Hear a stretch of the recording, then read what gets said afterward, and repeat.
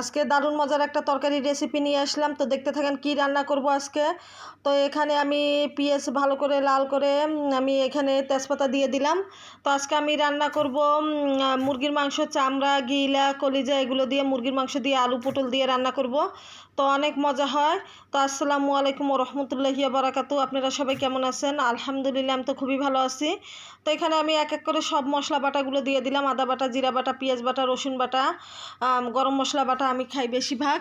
গরম মশলা বাটাও দিয়ে দিছি পরিমাণ মতো। আমার যতটুকু তরকারি ঠিক অতটুকু পরিমাণে আমি সব মশলাগুলো দিয়ে দিয়েছি। এরপর এখানে আমি গুঁড়ো মশলাগুলো দিয়ে দিব। ধনিয়া গুঁড়া দিব, হলুদ গুঁড়া দিব, লবণ দিব।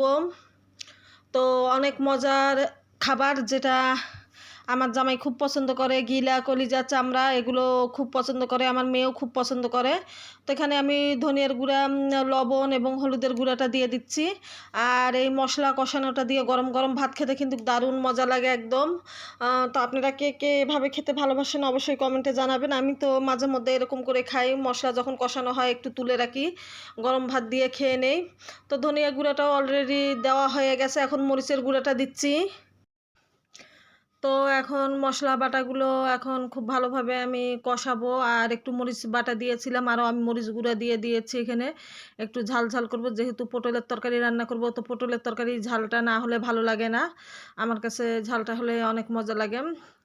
আর এখানে মাংস দিয়েছি, মাংসগুলো দিয়ে আমি ভাত খাবো। আর ওরা গিলা, কলিজা, পা আছে, যা আছে এগুলো দিয়ে ওরা ভাত খাবে। তো দেখতে থাকেন রান্নাটা কেমন হয় অবশ্যই কমেন্টের মাধ্যমে জানাবেন। এখন মশলাগুলো কষানো হয়ে গেছে, মাংসগুলো দিয়ে দিচ্ছি আমি কড়াইয়ের মাঝে। আর পাশের চুলায় আমি ভাত চড়িয়ে দিব কিন্তু। ভাত হলে আবার খিদে লেগেছে, প্রায় এখন 11:30 বাজে। তো একটু চাপটি ভাজে খেয়ে নিব,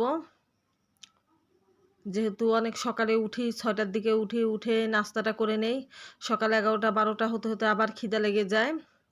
তো এগুলো বেশি একটা কষাবো না, এর সাথে আমি পটল আলুটা দিয়ে দিব, যেহেতু এটা ব্রয়লারের মাংস। অতটা লাগবে না সিদ্ধ হতে, আলুটা তো সিদ্ধ হতে টাইম লাগবে। তো একসাথে দিয়ে আমি কষাবো কিন্তু সবগুলো, তাহলে আমার একদম পারফেক্ট হবে, না মাংসটা আউলাবে না আলুটা সিদ্ধ কম হবে। তো রান্না যদি আপনাদের ভালো লাগে তো অবশ্যই ভিডিওটা দেখবেন, আর যদি না লাগে তো অবশ্যই স্কিপ করে যাবেন ভিডিওটা। তো আমরা যারা যারা ফেসবুকে কাজ করতেছি অবশ্যই সবাই সবার ভিডিওটা দেখব। আর এখানে আমি পটলটা যে কেটেছি, পটলের ভিতরে যত সব মাঞ্জা আছে সবগুলো আমি বের করে দিয়েছি। ওটা খাওয়ার সময় ভাতের উপর পড়লে খুব খারাপ লাগে, বাচ্চারা খেতে চায় না তখন, আর এমনিতেও পটল খেতে চায় না। এটা গত সপ্তাহ থেকে ফ্রিজে পড়েছিল পটলগুলো, আজকে কাজে লাগিয়ে নিলাম।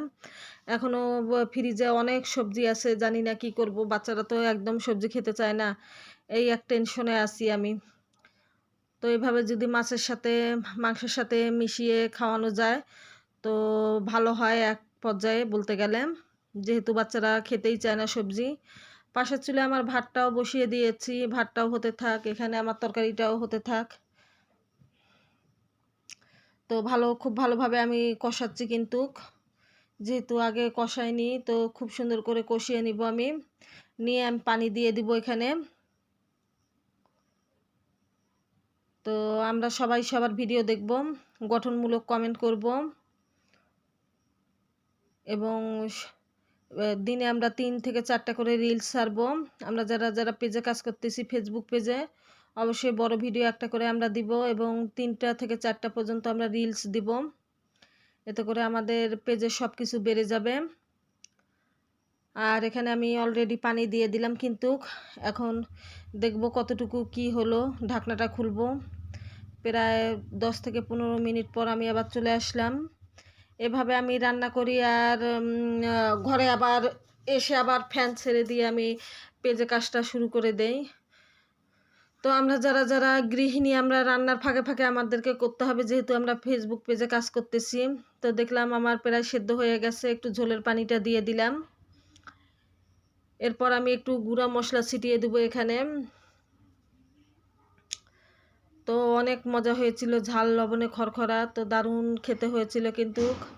আর আমি খাওয়ার পর কিন্তু এই ভয়েসটা দিতেছি ভিডিওতে। তো কেমন হয়েছে আপনারা অবশ্যই কিন্তু জানাবেন।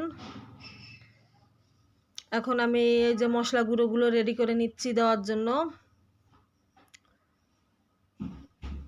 আর পাশের চুলে আমার ভাতের উতাল চলে এসেছে, সেটাও একটু নাড়া দিয়ে দেখব ভাতের কি অবস্থা।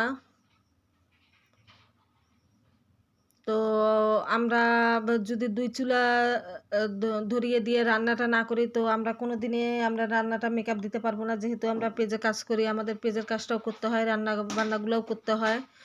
তো এরপরেও তো সংসারে অনেক কাজকর্ম পড়ে থাকে, সেগুলোও আমাদেরকে করতে হয়। এখন একটু মুরগির মশলাটা দিয়ে দিলাম সামান্য পরিমাণ, দিয়ে এখন খুব ভালোভাবে নাড়াচাড়া করে একটু বলক চলে আসলে আমি কিন্তু তরকারিটা নামিয়ে নিব একটু ঝোলটা আটিয়ে। তো কেমন লাগলো আজকের রান্নাটা অবশ্যই কমেন্টে জানাবেন। আর কে কে এভাবে খেতে ভালোবাসেন অবশ্যই জানিয়ে দিবেন।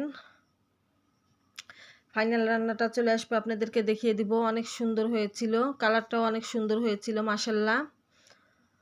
তো এরপর আবার ঢাকনা খুলে আবার নাড়াচাড়া দিয়ে নিচ্ছি।